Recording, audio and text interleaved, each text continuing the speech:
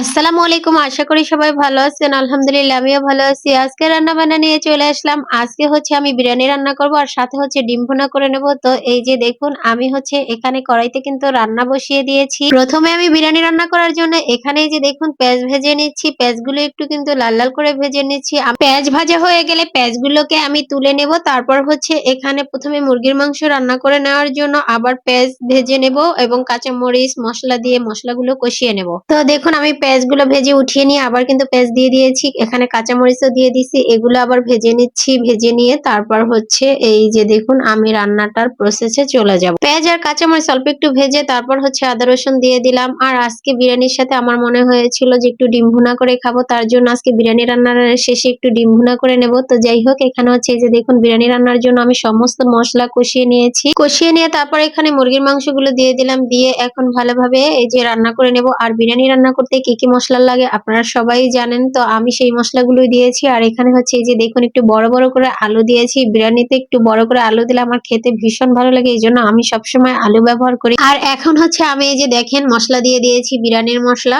মশলা দিয়ে তারপর হচ্ছে এই যে মাংস এবং আলুটাকে একটু রান্না করে নিচ্ছি। এই যে দেখুন এখন হচ্ছে এই যে দেখুন কষানো কিন্তু হয়ে গেছে। তারপর কষানোটা হয়ে গেলে আমি অল্প একটু ঝোল দিয়ে দেব। আর যেহেতু এগুলো আমি পরবর্তীতে আবার চালের সাথে আবার প্রসেস করে নেব, তার জন্য অল্প ঝোলই রান্না করে নেব। তো এই যে দেখুন এখন হচ্ছে আমি এই যে ঝোল দিয়ে দিয়েছিলাম, ঝোলটাও শুকিয়ে গেল। আমার কিন্তু অলরেডি মুরগির মাংস এবং আলুটা রান্না হয়ে গেছে। আমি হচ্ছে এখন বিরিয়ানি রান্নার জন্য যে চালটা সেটাকে মানে ভেজে নেব। তো আমি হচ্ছে আজকে মনে করেন মুরগির মাংস এবং আলুর সাথে চালটা ভেজে নেব। আমি আসলে সবসময় চালটা আলাদা ভাজি, কিন্তু আজকে সময়ের কারণে আমি হচ্ছে একসাথে চালটা ভেজে নিচ্ছি, যেহেতু হাতে একটু সময় কম। তো এই যে দেখুন চালটাও কিন্তু অলরেডি ভাজা হয়ে গেছে। এখন হচ্ছে আমি এগুলো কুকারে দিয়ে দেব। আর এই যে দেখুন এখন হচ্ছে আমি কুকারে দিয়ে দিলাম, পেঁয়াজ বেরেস্তা দিয়ে দিলাম, সাথে কিছু কাঁচামরিচ দিয়ে দিলাম ফ্লেভারের জন্য। তো রান্নাটা হতে থাক। রান্নাটা যখন হতে থাকবে তারপর তো বিরিয়ানিটা হয়ে যাবে। আর কুকারে রান্না করতে আমি অনেক স্বাচ্ছন্দ্য বোধ করি, তাই বিরিয়ানি সবসময় আমি চেষ্টা করি কুকারে রান্না করার। আর দেখেন কালারটা কত সুন্দর লাগতেছে। এটার কালারটা যেমন অনেক সুন্দর হয়েছিল, খেতেও ভীষণ মজা হয়েছিল। আর এদিকে হচ্ছে আমি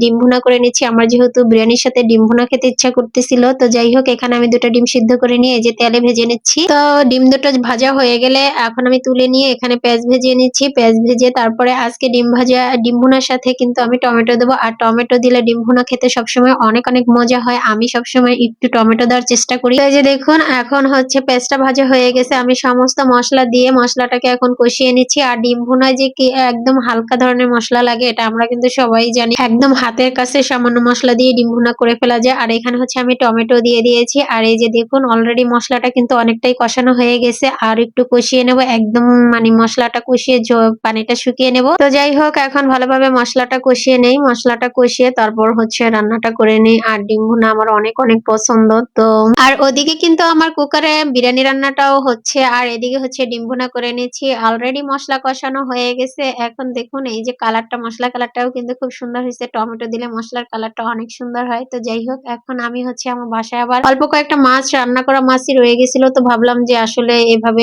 ডিমের সাথে দিয়ে দেই, খেতে খারাপ লাগবে না বা খাওয়া হয়ে যাবে, আর না হয় খাওয়া হবে না। তো আমি সেই জন্য হচ্ছে ডিম ভুনার পাশে আমি মাছগুলো দিলাম আর ডিম দিয়ে এখন ভালোভাবে একটু নেড়েচেড়ে কষিয়ে নিচ্ছি। কষিয়ে না হয়ে গেলে এখানে আমি আবার টমেটো দিয়ে দিচ্ছি, কারণ একটু টমেটো বেশি দেবো যেহেতু একটু মাছ আছে। তো সেই জন্য আর কটা কাঁচামরিচ দিয়ে দিয়েছি। দিয়ে এখন হচ্ছে ঝোলটা দিয়ে তারপর রান্না করে নেব। আর দেখেন টমেটো দিলে কিন্তু তরকারি খেতে সবসময় মজা হয়, এটা আমরা সবাই জানি। তো এই কারণে আমার একটু টমেটো বেশি দিলাম যাতে খেতে একটু ভালো লাগে। আর এখন তো গরম প্রায় চলেই আসছে, এই সময় কিন্তু একটু টক টক খেতে ভালোই লাগে। যদি টমেটো গুলোর একটু টক থাকে সেই টকটা খেতে কিন্তু ভীষণ মজা লাগে। তো যাই হোক আমি ঝোল দিয়ে দিয়েছি। এখন হচ্ছে ডিম এবং কয়েক পিস মাছ আমি ভালোভাবে রান্না করে নিচ্ছি। আর এই যে দেখুন বারবার আমি নেড়ে চেড়ে দিচ্ছি। নেড়ে চেড়ে দিয়ে ঝোলটা কমিয়ে গেলে আমি হচ্ছে রান্নাটা তুলে নিব। আর এই যে দেখুন অলরেডি কিন্তু অনেকটাই ঝোল কমে আসতেছে।